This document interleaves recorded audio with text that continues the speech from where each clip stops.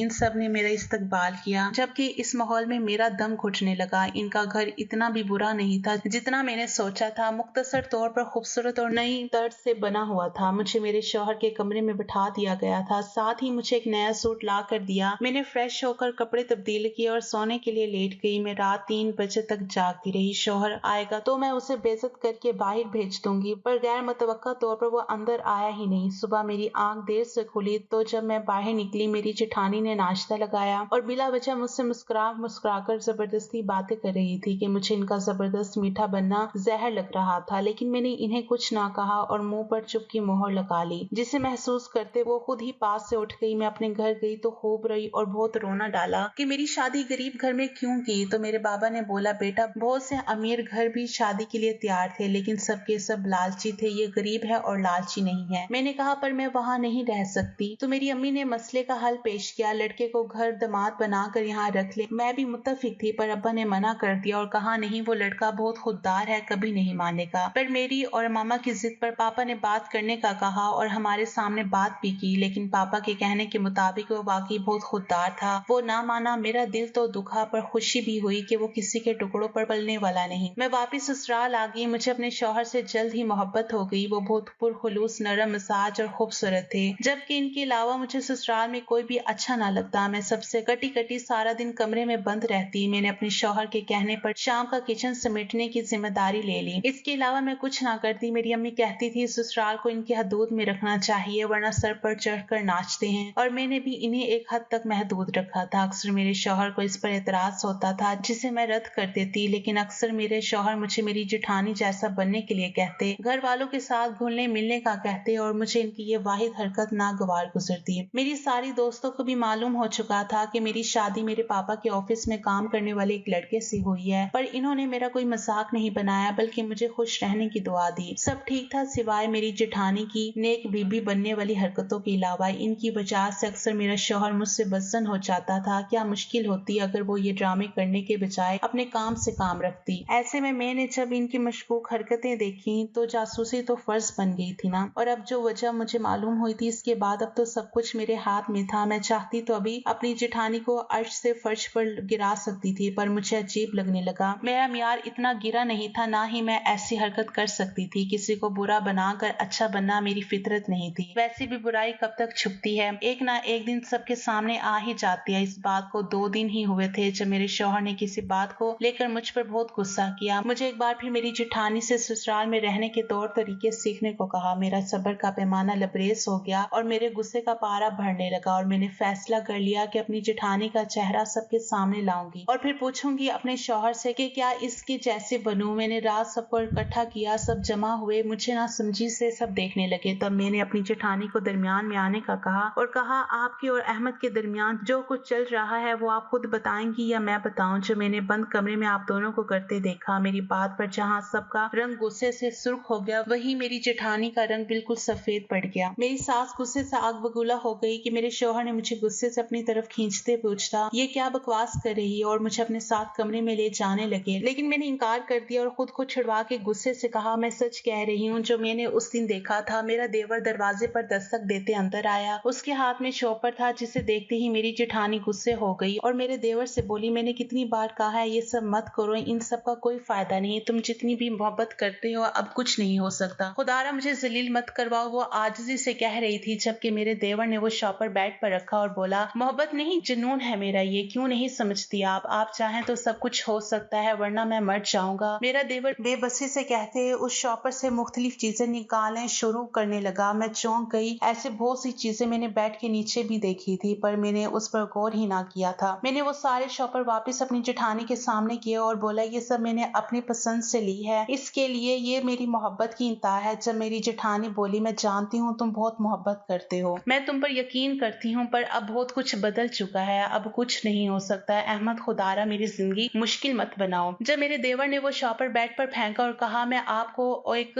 हफ्ते का वक्त देता हूँ, या तो आप मेरा साथ दें या मैं अपनी जान दे दूंगा। मैं सब बताकर खामोश हुई तो सबके दरमियान सन्नाटा छा गया, जिसे मेरी जेठानी की आवाज ने तोड़ा। वो रोने लगी तो सबसे पहले मेरा देवर अहमद मेरी जेठानी के पास गया और इसके गिर्द बाजू फैला लिए, जिसे देखते सब हैरान हो गए। हम सब संजीदगी से मेरी जेठानी को देख रहे थे। मुझे हैरत हुई कि उन्होंने कुछ कहा क्यों नहीं। जब मेरे देवर ने बोलना शुरू किया कि आयशा बिल्कुल ठीक कह रही है, इनकी बात हुर्फ बाहुर्फ दुरुस्त है, लेकिन अधूरी है। वो क्या समझी कि मैं नहीं जानता, पर मैं वाकई अपनी भाभी से बहुत मोहब्बत करता हूँ। मेरी कोई बहन नहीं थी, लेकिन भाभी ने वो कमी पूरी कर दी, और मैं वाकई इन्हें अपनी मोहब्बत का यकीन दिला रहा था कि मैं वाकई बहुत मोहब्बत करता हूँ, क्योंकि भाई मेरी और आयमा की शादी के सख्त खिलाफ थे, इसलिए इनको रजामंद सिर्फ भाभी कर सकती थी, जबकि भाभी मान ही नहीं रही थी। मैं रोजाना आयमा के लिए मुख्तलिफ चीजें लाता, कभी सूट, जूते, ज्वेलरी वगैरह, और भाभी को दिखाता था कि ये मैंने अपनी पसंद से ली है। मैं जिससे अब इतनी मोहब्बत करता हूँ, आप सोचे मैं उससे बाद में कितनी मोहब्बत करूंगा। मैं आयमा के बगैर नहीं रह सकता, वो कह रहा था, जबकि मैं सुनकर सख्ते में आ गई थी, क्योंकि आयमा मेरी जेठानी की बहन थी। मैं भाभी से अकेले में बात इसलिए करता था क्योंकि भाई बहुत गुस्सा करते थे, और मैंने आयमा की बात अम्मी से भी की, इन्हें मनाया, पर इन्होंने कहा कि मैं भाई को राजी करूं और भाई को सिर्फ भाभी ही मना सकती थी। वो बता रहा था जबकि मेरी जेठानी रो रही थी। जब मेरे जेठ ने बोलना शुरू किया, तुम्हारी भाभी बिल्कुल सही कह रही थी अहमद, तुमने ये सब करके सिर्फ मुझे अपनी भाभी से बदजन किया है। वो हर रोज मुझसे इस मुतालिक बात करती रही और मैं उससे यही बोलकर जलील करता रहा कि तुम अपनी बदचलन बहन को मेरे भाई के लिए लाना चाहती हो, जबकि तुम इससे इन सब के लिए मजबूर कर रहे थे। तुम क्यों नहीं समझते वो लड़की तुम्हारे लायक नहीं है, इसका बहुत लड़कों से अफेयर रह चुका है, बदनाम है वो लड़की। मेरे जेठ ने कहा तो मेरा देवर रोने लगा और बोला, भाई अब वो ऐसी नहीं है, वो बहुत बदल गई है, वो सब इसका माजी था, इनकी अपनी बातें शुरू हो चुकी थी, जबकि सबने मुझे ऐसे नजरअंदाज कर दिया जैसे मैं हूं ही नहीं। मैं जो डर रही थी कि सब मुझे जलील करेंगे, किसी ने मुझे पलट कर देखा भी नहीं, जबकि मैं शर्मिंदगी में डूबती चली गई। बात खत्म हो चुकी थी, अहमद की जिद सबने मान ली थी, सब अपने अपने कमरों में चले गए, जबकि मैं बाहर खड़ी रह गई। मुझे मेरे शौहर ने भी ना पूछा। अगले दिन सब मामूल पर आ गया, सब मेरे साथ नॉर्मल थे। मेरी जेठानी भी, किसी ने मुझे कुछ ना कहा, जबकि अपनी छोटी सोच पर खुद को मलामत करती रही। इन्होंने कुछ ना कहते हुए भी मुझे मेरी संगीन गलती का एहसास दिलाया था। मैं 2 दिन बाद फिर सबको इकट्ठा करने लगी और जैसे भाभी को जलील करना चाहा था वैसे ही सबके सामने माफी मांगी, और हैरत तब हुई जब सबने मेरी माफी को कबूल कर लिया। इस बात को 15 दिन हो चुके हैं और हम सब अब बहुत खुश हैं। मेरे भाइयों, मेरी बहनों, अमीरी गरीबी कुछ नहीं होती, रिश्ते खून से ज्यादा मोहब्बत और खुलूस के होते हैं। जिससे आप अपना समझे उसे अपना बना भी सकते हैं। सिर्फ एक कोशिश की जरूरत होती है और खामखा अपने दिल में शक को जगह ना दे, क्योंकि शक घरों को बर्बाद कर देता है और जो एक दूसरे का ख्याल रखते हैं वो एक दूसरे को टूटने और गिरने नहीं देते। एक दूसरे की इज्जत रखते हैं, उनको भी इज्जत मिलती है। अल्लाह हम सब की इज्जत का हामी व नासिर हो। अगर आपको हमारी कहानी पसंद आई है तो उसे लाइक करें, शेयर करें और हमारे चैनल को सब्सक्राइब करें। अगली कहानी तक के लिए इजाजत दीजिए। अल्लाह हाफिज।